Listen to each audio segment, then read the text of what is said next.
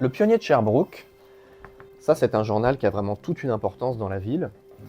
Il a été fondé en 1866 par un avocat célèbre de la ville de Sherbrooke qui s'appelle Louis-Charles Bélanger.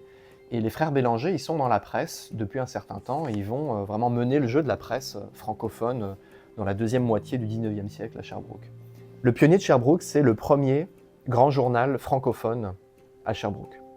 Il avait ses bureaux vraiment pas très loin d'ici, où on se situe au musée d'histoire. Il était sur le contrebas de la rue Marquette, une imprimerie assez moderne avec une presse à cylindre. Ça ressemble déjà beaucoup plus à un journal comme on a l'habitude d'en voir au 19e siècle. Il est toujours structuré de la même manière, donc c'est 4 pages de journal, toujours en commençant sur la colonne de gauche une série de cartes d'affaires, ce qui est bien utile puisque ça permet de voir les principaux commerces, institutions, les médecins, les avocats, les notaires. Il y a des noms qu'on reconnaît, notamment les avocats Cabana et Bélanger qui sont les propriétaires du Pionnier de Sherbrooke. Parmi les commerces qu'on voit à l'époque, on a par exemple Odell, orfèvre, horloger et bijoutier. Lui, il viendra s'installer dans le bâtiment qui est actuellement là où se trouve la brûlerie Faro, qui s'appelle l'édifice Odell, donc à partir du milieu du 19e siècle. On a aussi des petits récits de fiction, on a des feuilletons qu'on peut suivre de numéro en numéro. Et on commence à avoir quelque chose qu'on va voir très souvent dans la presse au 19e siècle, parce que c'est comme ça aussi qu'ils gagnent de l'argent, c'est de la publicité. Et il y a beaucoup de publicité. Ça peut être un quart, un tiers, parfois la moitié du journal qui est rempli d'annonces.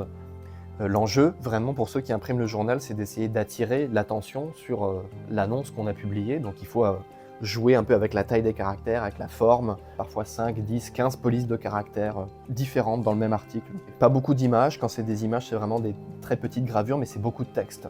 Là, on a un bon exemple de publicité qui cherche vraiment à attirer le regard. Si on veut dire aux gens de faire attention, une bonne solution, c'est d'écrire « attention » en gras avec 2 points d'exclamation.